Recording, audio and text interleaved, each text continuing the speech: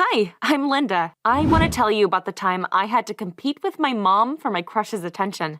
It all began when I lost an earring during a yoga class. My instructor, Jack, got down on his knees and crawled around on the floor helping me search for it. At one point, we bumped into each other and kissed by accident. We never found the earring, but I was still over the moon. After all, I had liked Jack for 2 months at that point, ever since the day when he'd begun to work as a yoga instructor at my gym club. Jack asked me out for coffee. Over a latte, I told him about my family.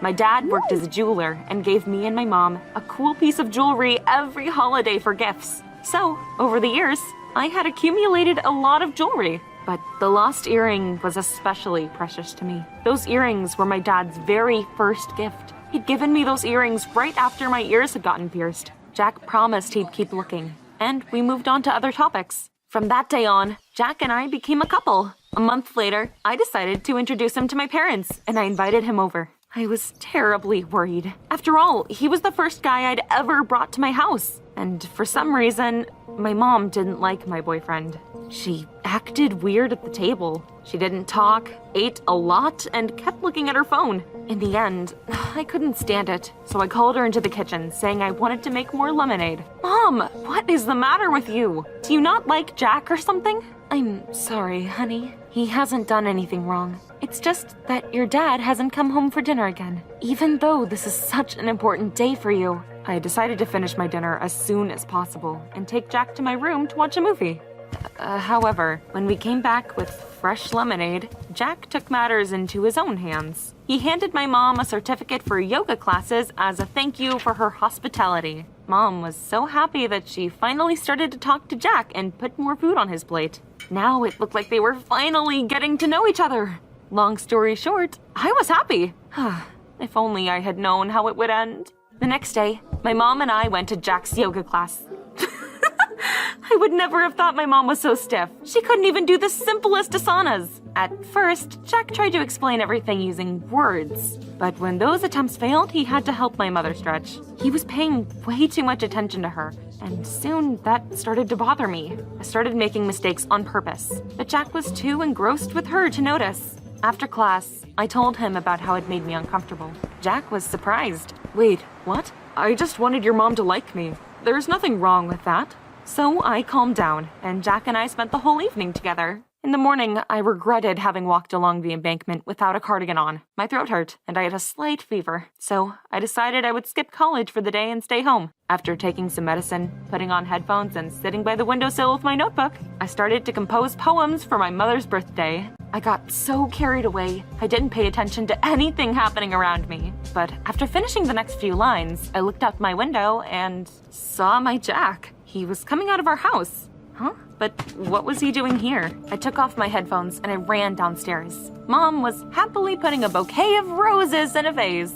Jack came by to say good morning. What a great guy, Linda. You are so lucky. I remembered Jack's words and I smiled. He was just trying to please my mom for my sake. I didn't have anything to worry about, so I went back to my room and I continued to write. However, after a few minutes, I was interrupted again. There was shouting coming from the living room. My parents were arguing about something, and I ran to the noise. Dad was standing near the bouquet with a note in his hands. Who is he? Answer me! I got between my parents and I tried to explain everything to Dad. But then I saw what Jack had written in the note. To the most gorgeous woman.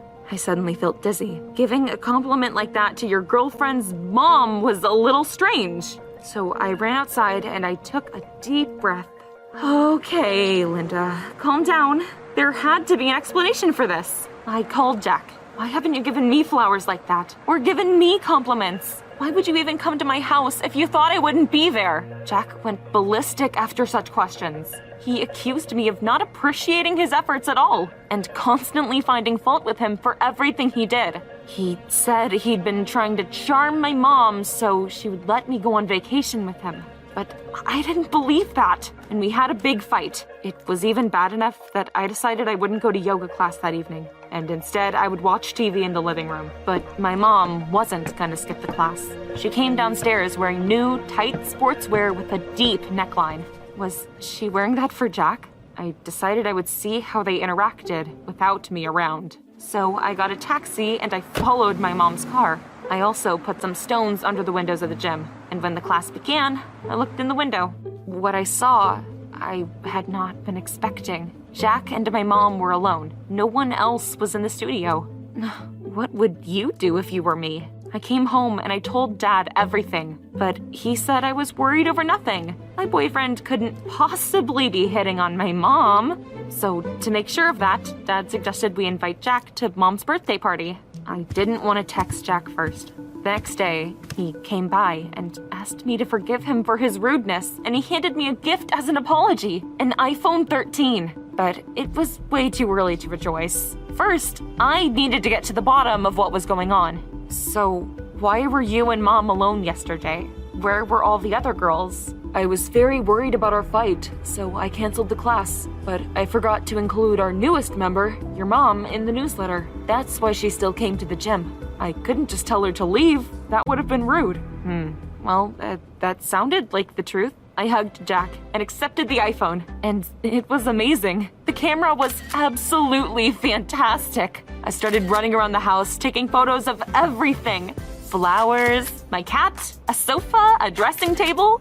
After I'd finally calmed down, I came back to Jack and invited him to my mom's birthday. Not as a test, but just because I wanted to. Soon enough, Jack left, and I kept getting acquainted with my new iPhone. In the evening, my mom noticed it and asked who'd given it to me. My parents had always forbidden me from accepting expensive gifts from boys, so I had to lie. I had been saving up my pocket money. Mom narrowed her eyes at me suspiciously. I didn't want her to interrogate me, so I scurried away to my room. Downstairs, my parents started fighting about something again. I listened in. It turned out that my mom had lost an expensive bracelet Dad had given her for their wedding anniversary.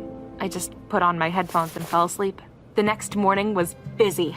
Downstairs, Dad was decorating the house for the celebration, and Mom was humming something and preparing a festive dinner. I spent the day helping my parents, and Jack came in the evening. We sat down at the table, and I read my poem to my mother.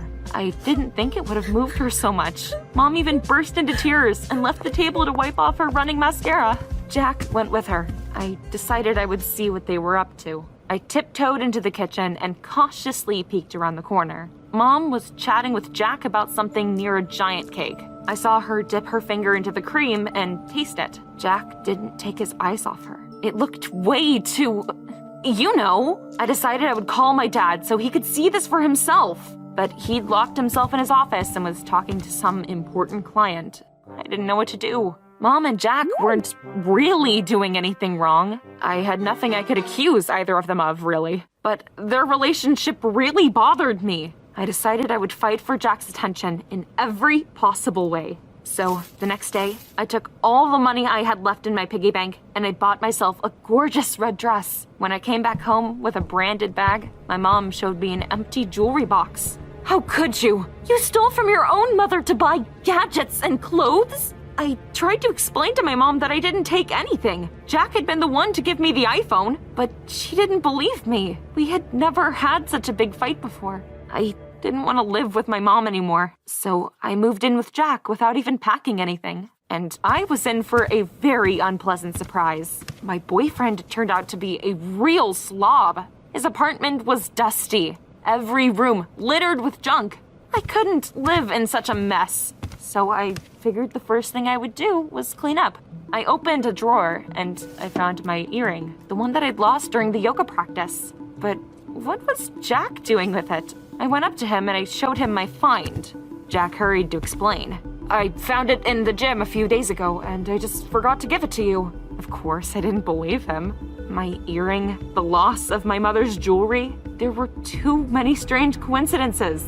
So, as soon as Jack left for work, I turned his entire apartment upside down, but there was no jewelry, no money, and I did see a missed reminder on Jack's tablet. Give the earring back to Linda. Man, I was dumb. Jack didn't steal anything. I should never have even suspected him. Mom must have just lied about the theft to make Jack and me fight, and it'd give her the opportunity to get close to him. But now she would definitely fail. But I couldn't have been more wrong. A few minutes later, my dad called me and told me some terrible news. Jack had just brought my mom flowers again, and Dad decided he needed some space from her and rented a hotel room. He and Mom had had a fight. I couldn't hold back my tears. Jack had lied about going to work and had gone to see my mom instead. This was too much for me. I decided I would go to a hotel too, just long enough to sort out my feelings and figure out what was going on. Except I didn't have any money. The last of my savings I had spent on that dress. I didn't want to ask Dad for money or sell his gifts, but I thought I'd figured out a way to make some money fast. I used to sell my poems to companies that printed out greeting cards. The poem that I'd written for my mom had turned out great, so I was sure I could get a lot for that. However, after I sent it, I got a reply saying I was a fraud.